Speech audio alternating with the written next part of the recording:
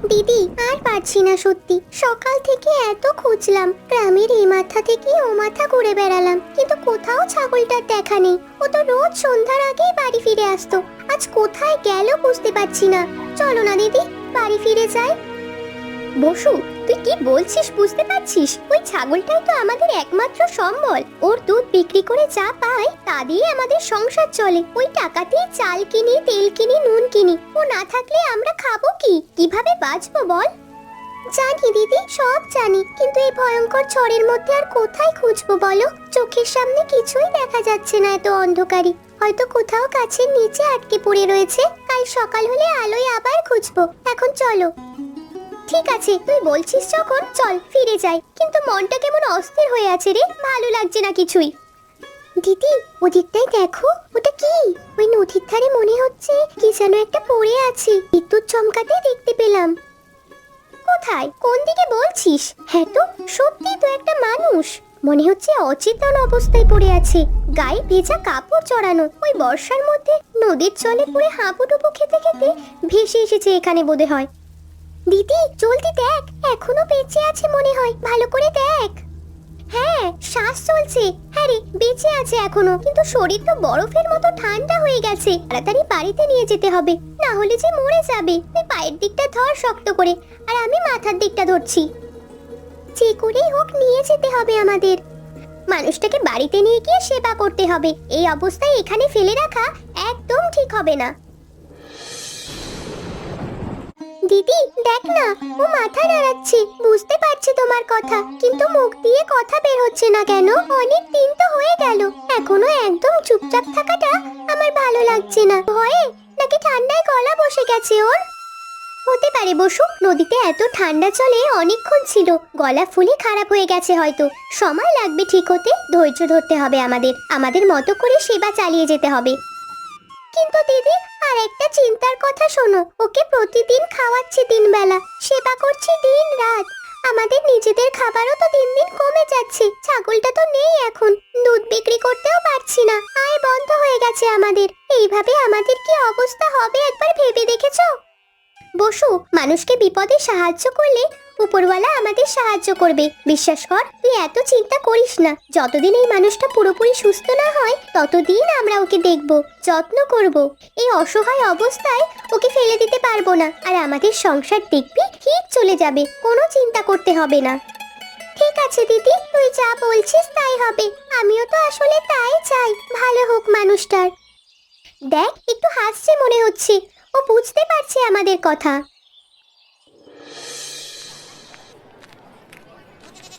মুকুন্দ, এই ছাগলটা কিনবে তুমি? দেখো কেমন ভালো মোটা সোটা স্বাস্থ্যবান এনেছি তোমাদের জন্য আমি। অনেক মাংস হবে এর থেকে গো, ভালো দাম দিতে হবে কিন্তু আমাকে। বৌদি, এমন ভয়ানক ঝড় বৃষ্টির পরে এই ছাগল কোথায় পেলে তুমি? বাজারও তো বন্ধ ছিল ঝড়ে। আর একটা কথা বলি, ওই ছাগলটা তো দেখতে খুব চেনা চেনা লাগছে আমার, কোথায় যেন দেখেছি মনে হচ্ছে। আরে ওই 2 বোনের ছাগল না এটা? শঙ্করী আর বসুন্ধরা ছাগল মনে হচ্ছে, তাই তো? না না না না, একদম না, এটা আমার নিজের ছাগল। আমার এক আত্মীয়ের কাছ থেকে পেয়েছি সেদিন বিকেলে, ওরা ঝড়ের আগেই দিয়ে গেছে। এখন বলো কিনবে কিনা? তোমারও তো কথা শোনার মতো সময় আমার নেই। আচ্ছা বৌদি, কিনবো তাহলে, কিন্তু একটা কথা বলি, ভালো করে ভেবো একবার। এটা যদি সত্যি অন্যের ছাগল হয় তাহলে কিন্তু বিপদ হতে পারে, তোমার ঘটনাটা জানাজানি হলে। তোমাকে কি বললাম? এটা আমার নিজের ছাগল, অন্যের নয়। এত কথা না বলে বলো তো কত দাম দেবে? ঠিক আছে বৌদি, তোমার কথাই সই। 500 টাকা দিতে পারি এই ছাগলের জন্য। 500? মাত্র 500 টাকা দেবে? এত সুন্দর ছাগলের দাম মাত্র 500 টাকা? না না, অন্তত 700 টাকা দিতে হবে, তার কমই হবে না। বৌদি, বেশি হলে 600 দিতে পারবো, এর 1 পয়সাও বেশি দেবো না। ইচ্ছে নেবে তো নাও, না হলে অন্য কাউকে দাও গিয়ে। আচ্ছা দাও দাও, 600ই দাও, এখনই নিয়ে নাও ছাগলটা। আমি আর একে বাড়ি নিয়ে যেতে চাই না। কিন্তু বৌদি, একটা কথা মনে রেখো, পাপের ফল একদিন না একদিন আসেই। তুমি যদি কারোর কাছ থেকে এটা ঠকিয়ে আনো তাহলে কিন্তু তার ফল পাবে। ঠিক আছে ভাই, ঠিক আছে, তোমার উপদেশটা রাখো তোমার কাছে, আমি চললাম। মুকুন্দ কাকা, তোমার কাছে একটা কথা জিজ্ঞেস করব। আমাদের ওই ছাগলটা সেদিন ঝড়ের রাতে হারিয়ে গেছে, কোথাও দেখেছো নাকি? কোথায় গেল যে ও? কিছুই বুঝতে পারছি না। ছাগল হারিয়ে গেছে? কবে থেকে? কবে থেকে ওটা নেই? মানে সেই ঝড়ের রাত থেকে নাকি? হ্যাঁ কাকা, সেই রাত থেকেই আমরা অনেক খুঁজেছি, গ্রামের সব জায়গায় দেখেছি, কিন্তু কোথাও পাইনি ওকে। ও ছাড়া তো আমাদের আয়ের কোনো উপায় নেই কাকা, দুধ বিক্রি করেই সংসার চালাতে হয় আমাদের। বসুমা, একটা কথা বলি তোমাকে, তবে এখানে না, একটু আড়ালে এসো। সেই দিন সেই ঝড়ের রাতের পরেই তোমাদের পাশের বাড়ির সরলা বৌদি আমার কাছে একটা ছাগল বিক্রি করতে এসেছিল। ছাগলটা দেখতে তোমাদের ছাগলটার মতো ছিল হুবহু। কি বলছো কাকা? সরলা বৌদি আমাদের ছাগল বিক্রি করেছে? সে কি তাহলে আমাদের ছাগল চুরি করেছে নাকি সেই রাতে?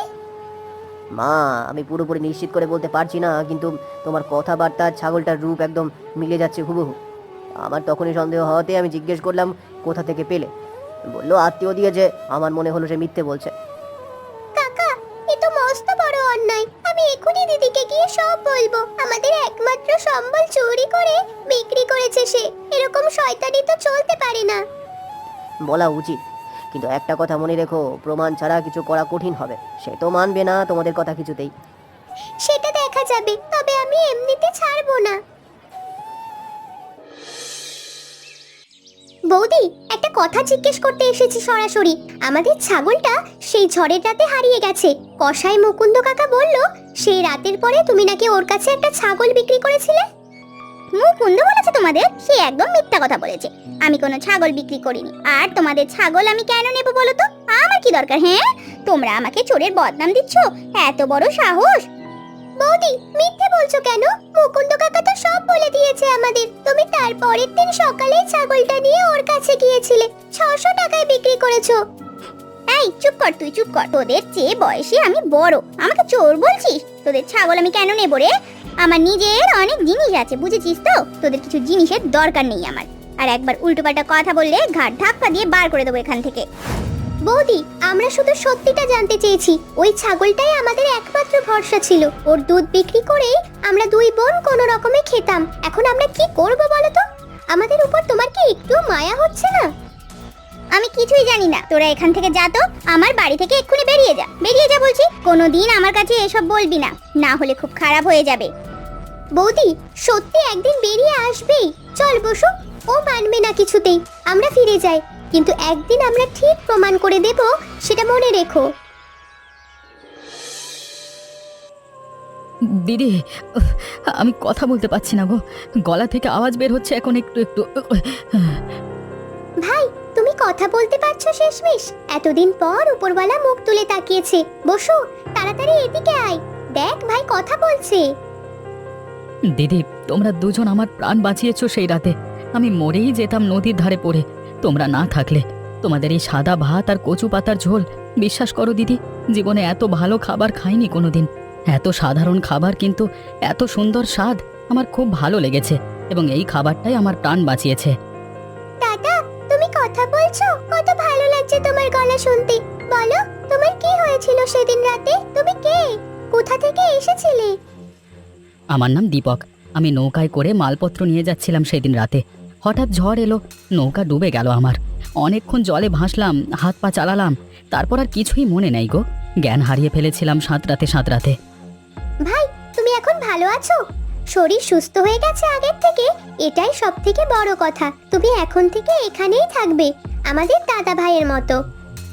দিদি, কিন্তু তোমাদের মুখ দুটো কেমন যেন মলিন দেখাচ্ছে। তোমাদের খুব কষ্ট, বলো? কিছু হয়েছে নাকি? আমাকে খুলে বলো।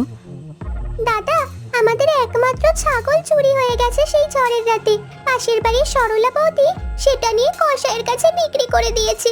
ওই ছাগলের দুধ বেচেই আমাদের সংসার চলতো।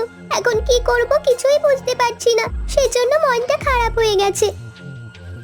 চুরি করেছে? এটা তো ভয়ঙ্কর অন্যায়। চিন্তা করো না তোমরা, আমি একটা ব্যবস্থা করব এর। মুকুন্দ ভাই, আমার নাম দীপক। আমি এই গ্রামের দুই বোনের কাছে এখন থাকি। ওরাই আমাকে বাঁচিয়েছে। ওদের ছাগলের ব্যাপারটা শুনেছি তোমাদের কাছে বিক্রি করেছে এই গ্রামের একজন শয়তান মহিলা। আমি দুটো নতুন ছাগল কিনতে চাই ওদের জন্য। দুটো ছাগল কিনবে? তোমার কাছে এত টাকা আছে? তুমি তো নদী থেকে ভেসে এসেছিল বলে শুনলাম। সহায় সম্বলহীন মানুষ, তুমি কিভাবে ছাগল কিনবে? হ্যাঁ মুকুন্দ ভাই, একটা কথা বলি তোমাকে, যেটা কাউকে বলিনি এখনো। আমি আসলে একজন ব্যবসায়ী, চারিদিকে অনেক বড় ব্যবসা আমার। সেদিন নৌকায় অনেক মালপত্র নিয়ে যাচ্ছিলাম, ঝড়ে সব ডুবে গেল। কিন্তু ব্যাংকে আমার অনেক টাকা জমানো আছে। যা টাকা আছে তাই দিয়ে আমি একা জীবনে শেষ করতে পারবো না। ব্যবসায়ী তুমি? সত্যি দেখে তো বোঝাই যায়নি একদম। এত সাধারণ চেহারা, সাধারণ কাপড় দেখে আমরা বুঝতে পারিনি তোমার আসল পরিচয়। চেহারা দেখে মানুষ চেনা যায় না ভাই। আমি সাধারণ মানুষের মতো বাঁচতে ভালোবাসি। যাই হোক, সেসব কথা পরে হবে। তুমি দুটো সব থেকে ভালো তোমার দোকানের সেরা সুস্থ ছাগল দাও তো আমাকে। ওদেরকে আমি আমার তরফ থেকে উপহার দেব। অবশ্যই দেবো। খুব ভালো কাজ করছো তুমি। ওই দুই মেয়ে সত্যি ভালো মানুষ, অনেক কষ্টে আছে। আর একটা কথা বলে রাখি, সরলা বৌদি আবার খবর নিচ্ছিল ওদের ছাগলগুলোর ব্যাপারে। মনে হচ্ছে আবার কিছু করতে পারে। কি বলছো? সে আবার চুরি করতে পারে? হতে পারে। ও হিংসুটে মহিলা, চরিত্র ভালো না। সাবধানে থেকো তোমরা। ঠিক আছে, খেয়াল রাখবো। আমি আছি, তোমাকে চিন্তা করতে হবে না এখন থেকে। দাদা, এ কি তুই দুটো ছাগল নিয়ে এসেছো? তুমি তুমি কোথায় পেলে এগুলো? এত টাকা এলো কোত্থেকে তোমার কাছে? বসু, তোমাদের একটা কথা বলিনি এতদিন, এখন বলছি শোনো। আমি আসলে একজন ব্যবসায়ী। সেদিন নৌকায় অনেক পণ্য নিয়ে যাচ্ছিলাম বিক্রি করতে, ঝড়ে সব ডুবে গেল। কিন্তু ব্যাংকে আমার অনেক সঞ্চয় আছে বহু বছরের, সেগুলো থেকে সামান্য দিয়েই আমি নিয়ে এসেছি। ব্যবসায়ী তুমি? কি বলছো কি? কিন্তু আমাদের কিছুই বলনি তো আগে। আমরা তো ভেবেছিলাম তুমি সাধারণ নৌকার মাঝি, আর আমাদের মতোই গরিব মানুষ। দিদি, আগে তো কথাই বলতে পারছিলাম না, গলা বসে গেছিল। এখন বলছি সব। তোমরা আমাকে সেই ঝড়ের রাতে বাঁচিয়েছো। তোমাদের এই ঋণ আমি কোনো দিন শোধ করতে পারবো না। ভাই, ঋণ শোধ করার কথা বলছো কেন? এমন কথা বলো না তুমি। আমরা মানুষ হিসেবে তোমাকে সাহায্য করেছি, এতে ঋণের কি আছে? যে কেউ একই কাজ করতো। অবশ্য আজকাল আর ভালো মানুষ খুব কম আছে। দিদি, সবাই করতো না। তোমাদের সাদা ভাত আর কচু পাতার ঝোল আমাদের প্রাণ বাঁচিয়ে দিয়েছে। দাদা, এই ছাগল দুটোর জন্য ধন্যবাদ। এখন থেকে আশা করি আমরাও খুব ভালোভাবে থাকতে পারবো। দিদি, ওই দেখো, কেউ আসছে খুব লুকিয়ে গোপনে। মুকুন্দ কাকা ঠিকই বলেছিল, সরলা বৌদি আবার এসেছে চুরি করতে। ওর শয়তানি আর বাড়তে দেওয়া যাবে না। হ্যাঁ, ওকেই তো মনে হচ্ছে। আসতে দে, এবার হাতে নাতে ধরবো। পালাতে পারবে না। সাবধানে থাকিস তুই, আমিও সাবধানে আছি। এই ছাগলগুলো নিয়ে গেলেই হয়, তারপর বিক্রি করে দেবো। ওই দুই বোকা মেয়ে ছেলে কিছুই বুঝতে পারবে না কে নিয়েছে। তারপর আমার টাকায় আর কে খায়। বৌদি, ধরা পড়ে গেছো এবার। আর চিটিংবাজি করতে পারবে না তুমি। হাতে নাতে ধরে ফেলেছি তোমাকে। আমরা সব দেখছিলাম। এবারেও তাহলে আমাদের ছাগল চুরি করতে এসেছিলে, তাই না? সেবার তো খুব বড় বড় কথা বলেছিলে। আর কোনো মিথ্যে কথা বলতে পারবে না বলে দিচ্ছি। এ কি তোমরা এখানে? আমি আমি না মানে আমি শুধু দেখতে এসেছিলাম ছাগলগুলো কেমন আছে। আমি কেন চুরি করব? দেখতে এসেছিলে রাত দুটোয়? বৌদি, মিথ্যে বলে কোনো লাভ নেই। তুমি চুরি করতে এসেছিলে। প্রথমবার পার পেয়ে গেছো, ভেবেছিলে এবারও পাবে। আর তোমাকে আমরা ছাড়বো না। এর একটা করে ব্যবস্থা করে তারপরে ছাড়বো। আমাকে ছেড়ে দাও। আমি আমি আমি কিছু নিইনি তো এখান থেকে। আর কোনোদিনও আসবো না এখানে, কথা দিচ্ছি। হ্যাঁ, আমি কোনোদিনও আসবো না। আমাকে ক্ষমা করে দাও বোনেরা তোমরা। বৌদি, তুমি এখনই চলে যাও এখান থেকে। আর কোনো দিন আমাদের বাড়ির দিকে পা বাড়াবে না। পরের বার এলে থানায় দেব, পুলিশ ডাকবো। কথাটা মনে রেখো। আর না হলে গ্রামের লোক ডেকে ধরিয়ে দেব তোমাকে। আচ্ছা, যাচ্ছি। ক্ষমা করো আমাকে। আমি আর কোনোদিনও কারোর ওপর এরকম লোভ বা হিংসা কিছুই করব না। আমাকে ক্ষমা করে দাও বোন তোমরা। অনেক শিক্ষা হয়েছে আমার। আমি তোমাদের ওপর বারবার হিংসা করেছি, কিন্তু আর কোনোদিনও তোমাদের ওপর কোনো হিংসা করব না। আমাকে তোমরা শাস্তি দিও না। আমি চলে যাচ্ছি এক্ষুনি।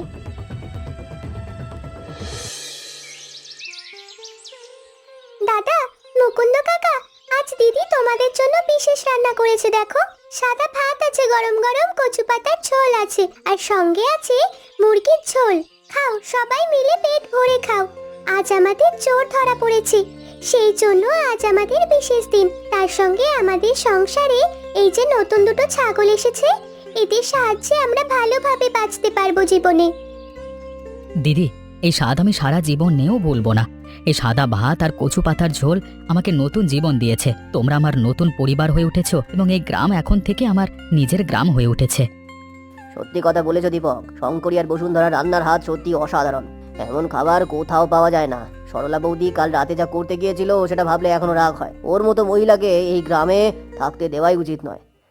মুকুন্দ কাকা, তুমি তো আমাদের অনেক সাহায্য করেছো। তুমি না জানালে আমরা কোনোদিনই বুঝতে পারতাম না কে আমাদের ছাগল চুরি করেছিল। তুমি যদি ভালো মানুষ না হতে, তাহলে আমরা ঠকে যেতাম। মা, সৎ মানুষের পাশে দাঁড়ানো আমার কর্তব্য।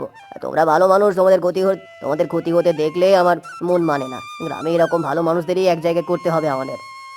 কাকা, তোমার মতো সৎ মানুষ এখন কম আছে আমাদের এই গ্রামে। তোমাকে অনেক ধন্যবাদ। আর দিদি, বসু, একটা কথা বলতে চাইছিলাম তোমাদের। আমাকে আবার যেতে হবে, আমার ব্যবসা আছে শহরে, সেটাও তো দেখতে হবে। তোমাদের ছেড়ে যেতে মন সায় দিচ্ছে না একদম, কিন্তু কালকে সকালেই চলে যাব। দাদা, যেও না, তুমি এখানেই থাকো না আমাদের সাথে। তুমি চলে গেলে আবার আমরা একা দুই হয়ে যাব। তোমাকে পেয়ে এত ভালো লেগেছিল, তুমি চলে যেও না দাদা। ভাই, তুমি এতদিনে আমাদের আপন হয়ে গেছো। তোমাকে ছাড়া এই ঘর একদম খালি লাগবে। থেকে যাও না ভাই। দিদি, তোমাদের এই কথা শুনে আমারও যেতে ইচ্ছে করছে না একটুও। সত্যি বলতে, তোমরা আমাকে যে ভালোবাসা দিয়েছো, যে যত্ন নিয়েছো, সেটা আমার নিজের পরিবারেও কোনোদিন পাইনি। কিন্তু আমি যদি না যাই, তাহলে আমার ব্যবসা যে শেষ হয়ে যাবে। তাহলে থেকে যাও না দাদা। তবে ব্যবসা করে আর অন্য কোথাও যেতে হবে না, এখানেই ফিরে আসবে। আমরা তিনজন মিলে একসাথে থাকবো এখন থেকে। ঠিক আছে, আমি এখানেই আসবো, আর এই গ্রামে আমরা নতুন করে সবকিছু শুরু করব। সত্যি ভাই, তুমি থাকবে আমাদের সাথে? শুনেই খুব আনন্দ হচ্ছে আমার। হ্যাঁ দিদি, পাকাপাকিভাবে থাকবো। তোমাদের এই ভালোবাসা ছেড়ে আর আমরা কোথাও যেতে পারবো না।